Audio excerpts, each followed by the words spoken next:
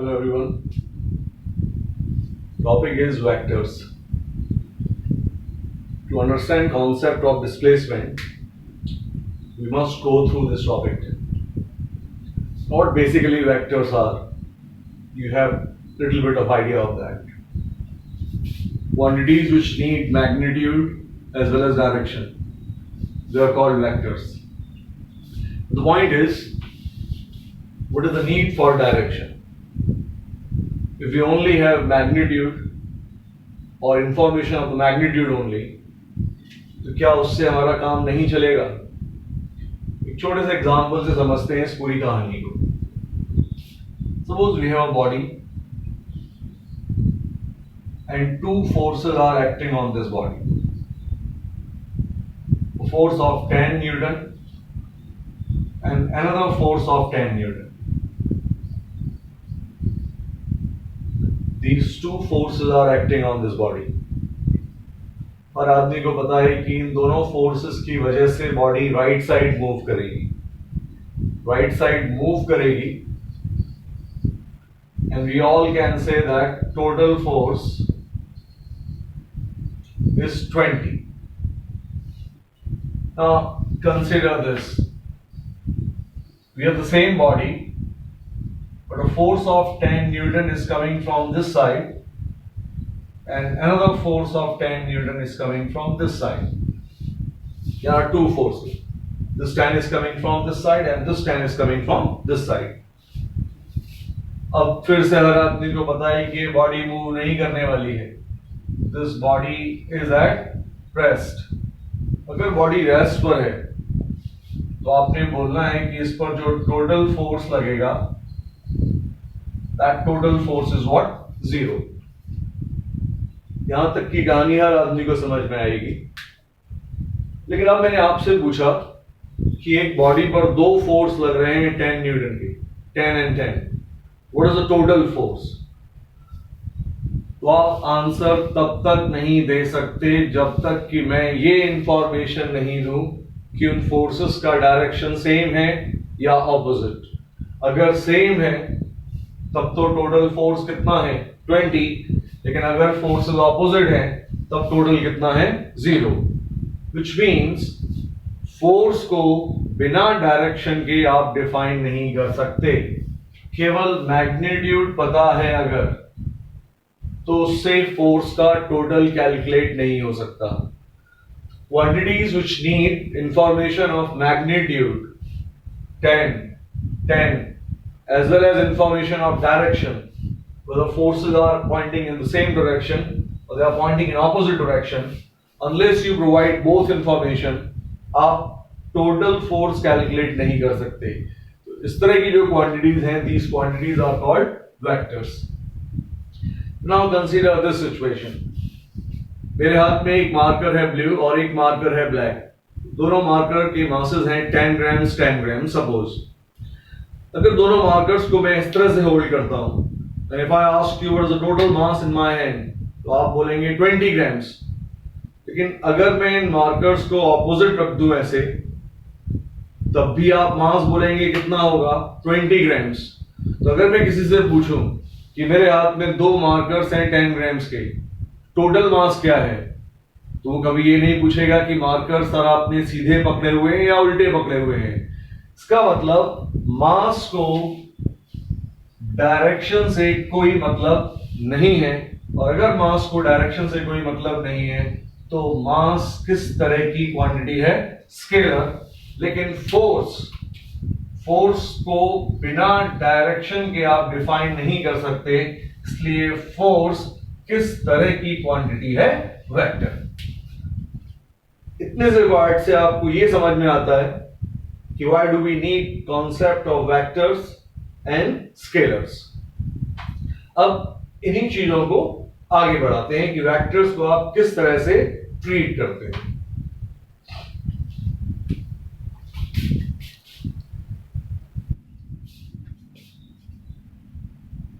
We define vectors with the help of arrows. We represent force, displacement, or anything which has direction with the help of arrows. length of arrow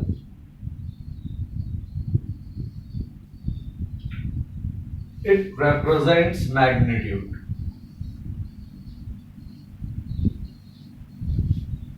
And arrowhead it provides direction. Now this thing is quite clear. Let's discuss this part. Length is magnitude. Suppose we have a force of 10 newtons. Then this 10 is called magnitude.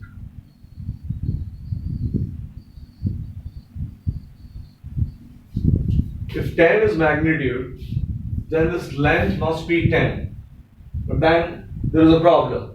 How can you draw a length of 10 Newton? The length तो आप centimetre metres में draw करते हैं.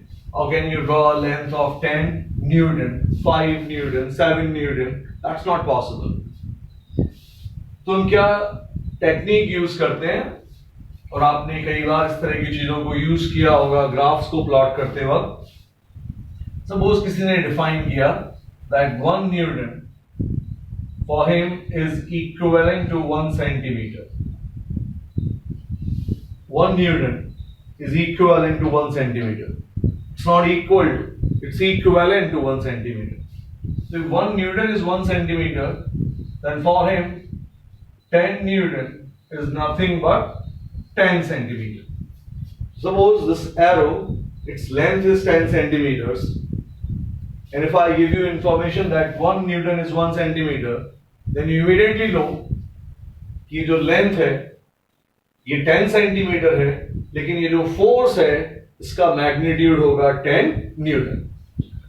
तो जो length वाला part है ये मैग्नीट्यूड देता है, एरोहेड डायरेक्शन प्रोवाइड करता है.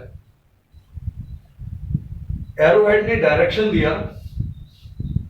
अभी इस पर्टिकुलर फिगर को हम देखें तो इस फिगर में हम इस तरह से चीजों को डिफाइन करते हैं. जरा इस डायरेक्शन को हमने ईस्ट बोला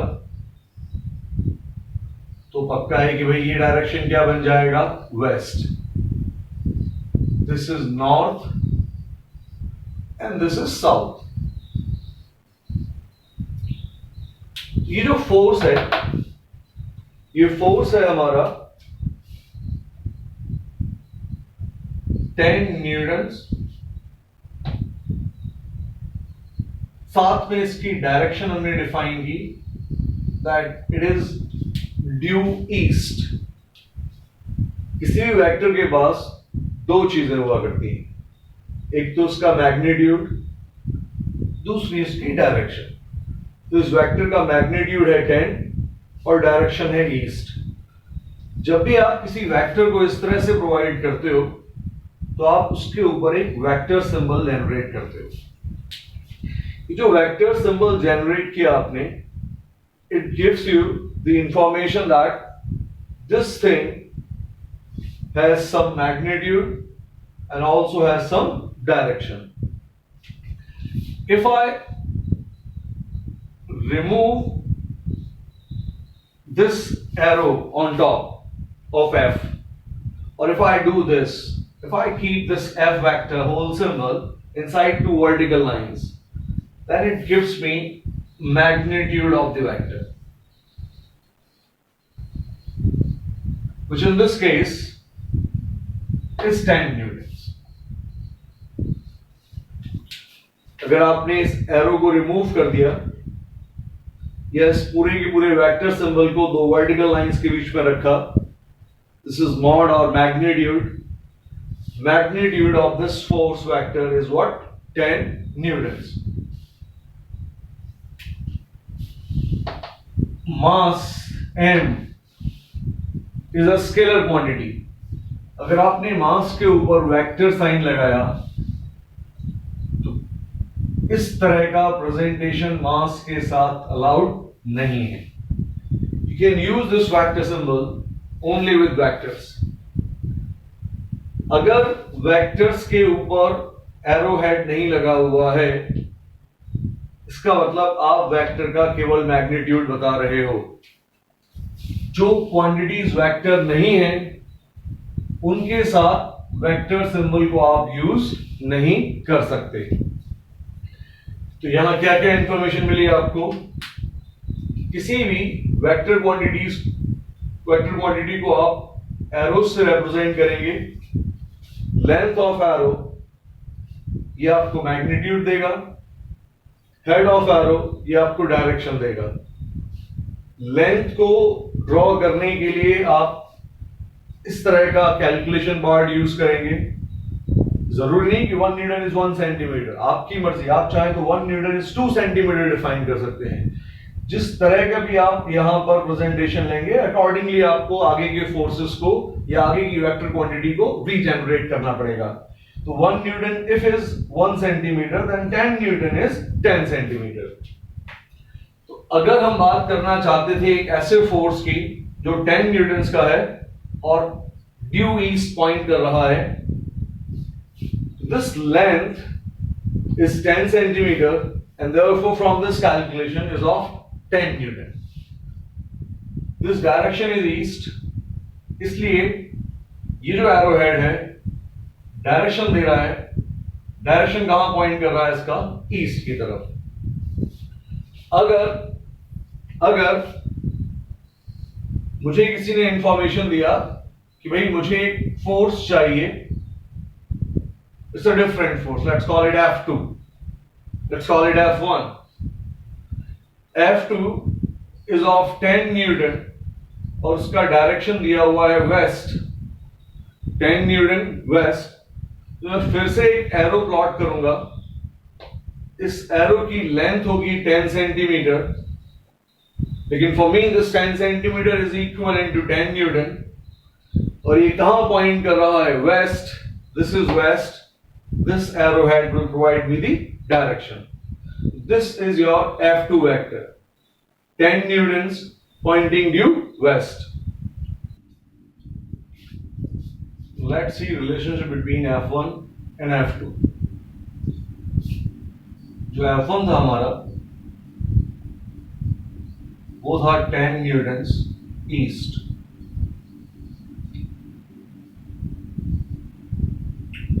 और जो F2 था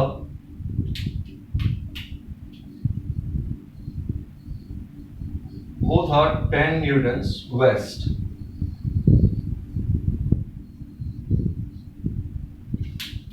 ईस्ट वेस्ट, ईस्ट वेस्ट। किस तरह के रिलेशन F1 और F2 के अंदर जनरेट किए जा सकते हैं? Is it correct write F1 is to F2? Again, is it correct to say that F1 is equal to F2? Without arrows, we are dealing with magnitudes. F1 and F2 दोनों के magnitudes 10 हैं। इसका मतलब है आप लिख रहे हैं 10 equals to 10, which is correct. लेकिन यहां पर F1 है 10 न्यूटन, डायरेक्शन है ईस्ट, F2 है 10 एंड डायरेक्शन इज वेस्ट। आप दो वेक्टर्स को तब तक इक्वेट नहीं कर सकते जब तक कि उनके मैग्नीट्यूड एंड डायरेक्शन दोनों सेम ना हो। केवल मैग्नीट्यूड्स कंपेयर हो सकते हैं इस तरह से, लेकिन विद वेक्टर सिंबल अगर आप यूज कर रहे हैं तो आप मैग्नीट्यूड भी डिफाइन करते हैं और डायरेक्शन भी। और F1 एंड F2 दोनों के मैग्नीट्यूड सेम है लेकिन डायरेक्शन सेम नहीं है, इस वजह से ये प्रेजेंटेशन गलत है। 10 newton east is not equal to 10 newton west. तो यहां पर क्या करें कि F1 और F2 के साथ एक रिलेशन डेवलप किया जा सके? तो हमें पता है कि भाई इस डायरेक्शन को हम प्लस एक्स भी बोलते हैं कोऑर्डिनेट में। अगर ये प्लस एक्स है तो फिर ये डायरेक्शन कहलाती है माइनस एक्स। इसका मतलब अगर प्लस एक्स ईस्ट है, plus X is east, then minus X means minus of east. Look here, x का मतलब अगर ईस्ट है तो माइनस एक्स का मतलब है माइनस ईस्ट, लेकिन माइनस एक्स को हमने क्या बोला हुआ है, वेस्ट। इसका मतलब ये minus east is nothing but west. तो अगर माइनस ऑफ ईस्ट वेस्ट है तो यहां पर अगर F1 को F2 के साथ आपको इक्वेट करना है तो आप आगे एक नेगेटिव साइन यूज करेंगे। F1 is equal to minus of F2। ये क्या बता रहा है, ये बताएगा आपको कि भाई जो आपका F1 था ये था 10 newton east negative of 10 newton west. Negative sign west के साथ उसके डायरेक्शन को रिवर्स कर देगा। जैसे नेगेटिव साइन ईस्ट के साथ उसके डायरेक्शन को रिवर्स कर रहा है, वैसे ही अगर ये वेस्ट है और ये ईस्ट, तो आप ईस्ट को लिख सकते हैं minus of west. This is east, this is west. Negative sign west के साथ लगाएंगे तो बन जाएगा ईस्ट, नेगेटिव साइन ईस्ट के साथ लगाएंगे तो बन जाएगा वेस्ट। फिर से अगर ये डायरेक्शन नॉर्थ है तो ये जो डायरेक्शन है ये है negative of north, and negative of north is nothing but south. Similarly अगर ये साउथ है तो ये जो डायरेक्शन है ये है माइनस ऑफ साउथ। जब भी आप किसी वेक्टर डायरेक्शन में नेगेटिव साइन यूज करते हो तो उसको 180 डिग्रीज टर्न कर देता है। 180 डिग्रीज मींस फ्रॉम दिस आपको ये चीज मिल जाएगी। अगर आप इधर हैं तो 180 डिग्रीज रोटेट कर जाइए, आपको ये डायरेक्शन मिल जाएगी। यहां पर 10 न्यूटन ईस्ट आप बोल रहे हैं किसके इक्वल है, नेगेटिव ऑफ 10 न्यूटन वेस्ट। ये नेगेटिव साइन मैग्नीट्यूड के साथ ना यूज करके डायरेक्शन के साथ यूज होगा, तो ये लिखा हुआ है 10 newtons negative of west. Negative sign ध्यान रखना मैग्नीट्यूड के साथ नहीं गया, किसके साथ चला गया, डायरेक्शन के साथ। ये लिखा हुआ है 10 न्यूटन नेगेटिव ऑफ वेस्ट, और हमें पता है कि नेगेटिव ऑफ वेस्ट क्या हुआ करता है, ईस्ट। इसका मतलब ये लिखा हुआ है 10 न्यूटन्स ईस्ट, और लेफ्ट में भी क्या लिखा हुआ है 10 Newton's east, which is a completely correct statement। तो अगर आप F1 को F2 के साथ इक्वेट करना चाहते थे तो आपने आगे क्या लगाया हुआ है, एक नेगेटिव साइन। इसके बाद ये रिप्रेजेंटेशन करेक्ट है। एक सिंपल लाइन में इस चीज को बोले तो क्या बोलना चाहेंगे आप, F1 किसके इक्वल है, F2 के, लेकिन जो भी F2 का डायरेक्शन है उसके ऑपोजिट है F1। तो हमारे F2 का डायरेक्शन क्या था, वेस्ट। वेस्ट का ऑपोजिट क्या बनेगा, ईस्ट, और F1 भी कहां पॉइंट कर रहा था, east. With the help of this negative sign, now you can equate F1 with F2। अब यहां पर अगर आप ऐसा करने की कोशिश करेंगे F1 equals to minus F2, then this is wrong। Without arrow आप केवल मैग्नीट्यूड्स दिखाना चाहते हैं। ये लिखा हुआ है 10 equals to minus 10, but 10 is never equal to minus 10, and therefore this thing is wrong। अगर मैग्नीट्यूड्स कंपेयर हो रहे हैं तो F1 equals to F2 is always correct। अगर मैग्नीट्यूड्स के साथ डायरेक्शन भी है then this statement is wrong। We have to use statement like this। अब अगर एक थर्ड वेक्टर और इंट्रोड्यूस करते हैं, हम एक थर्ड वेक्टर हमने इंट्रोड्यूस किया और उस थर्ड वेक्टर को हमने बोला F3।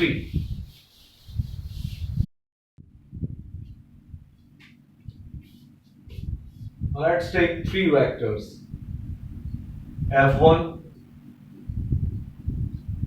10 east, F2 10 west, and F3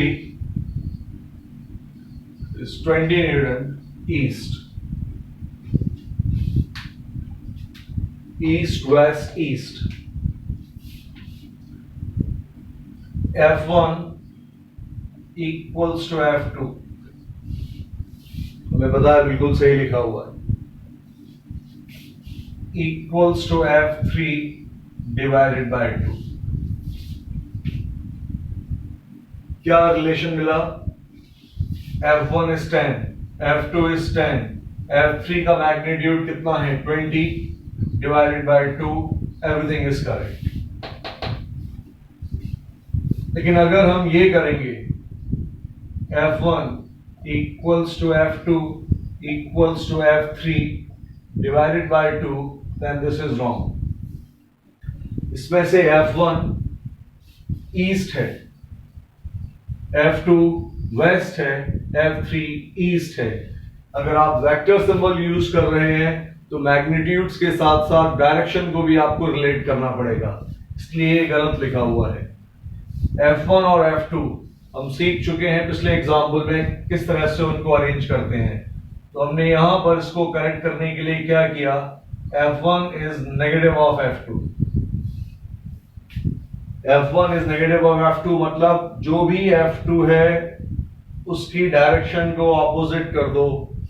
F2 waste है, उसकी डायरेक्शन को ऑपोजिट कर दो, क्या बन जाएगा east, and then this is equal to F3 divided by 2।